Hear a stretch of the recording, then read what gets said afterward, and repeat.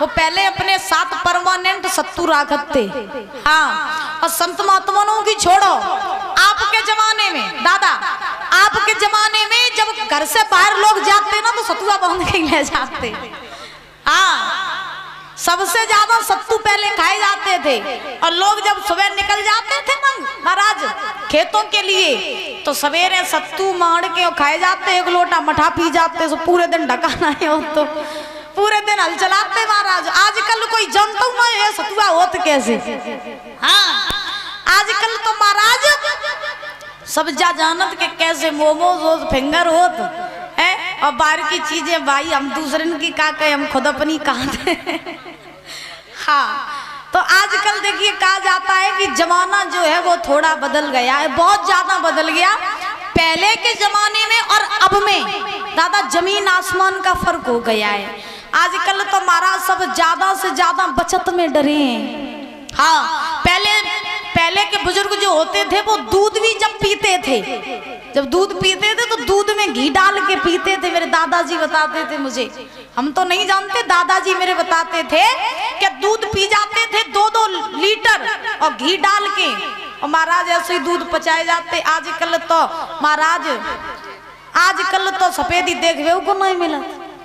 हाँ, आजकल नहीं देखवे को मिलत परिचित महाराज। और होए का कहीं जाता ना क्या ताकत हो भैंसिया के एन में या फिर दूधिया के केन में तो बताओ ताकत आए कहां से महाराज। जैसे ही दूध भैंसिया को दुआ तैसे ही दूधिया के पास पहुंचाए दे। अब बताओ ताकत कहां से आवे इंसान के अंदर। और अगर हम आज की बात करी जाए तो पहले के जमाने के 60 साल के डोकर और आज के जमाने को 20 साल को लड़का, 60 साल के डोकर 20 साल लड़का गिराए दिए। इतना हम दावे के साथ कह सकते हैं, क्योंकि पहले के लोगों में ताकत होती थी, पावर होती थी। और आजकल तो महाराज सवेरे उठे और आंखी मींजत जा रहा, मम्मी चाय, मम्मी चाय बनी कि नहीं बनी, बिस्तर पे ही चाय, और चाय पियो तो फिर भैया चाय जैसे तो रहियो। बोली गोविंद भगवान की। तो आज महाराज पंडित जी जो थे वो वृक्ष के नीचे बैठ गए, सत्तू को खा लिया। खाने के बाद पंडित जी को नींद आ गई।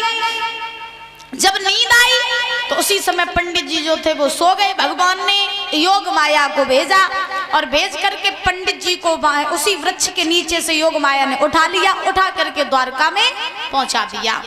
उसी समय जब बहुत देर बाद महाराज पंडित जी की आंखें खुली, पंडित जी ने देखा कि हम लेटे थे वृक्ष के नीचे, फिर जो सुंदर सुंदर से मैल दुमैला जिक्र से आए गए, हजारों दास दासियां लगे कौन से आए गए।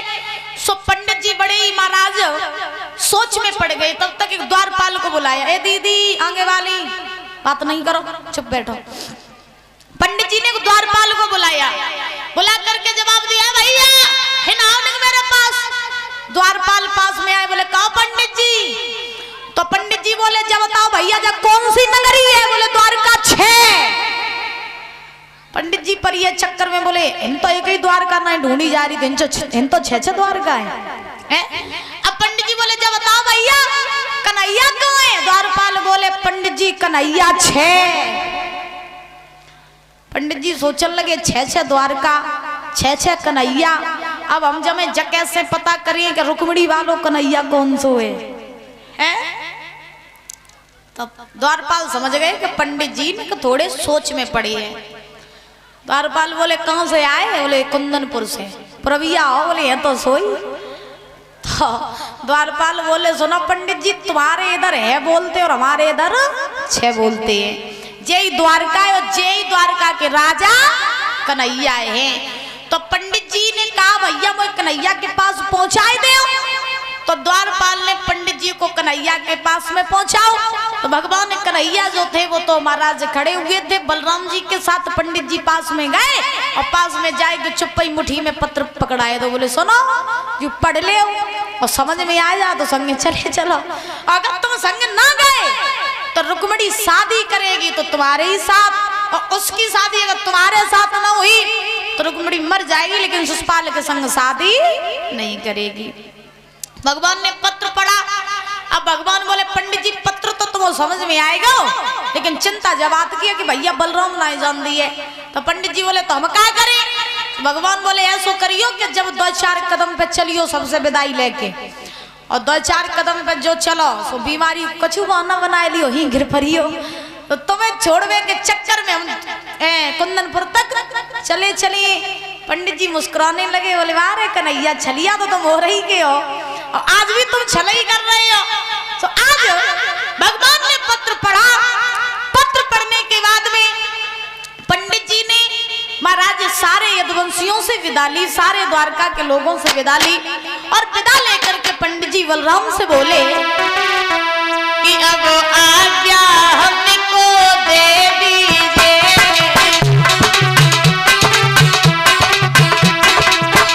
अब आज्ञा हमको दे दीजिए,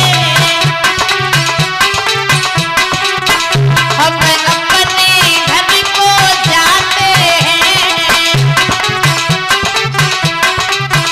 तो बस सभी यदुवंशी मिल करके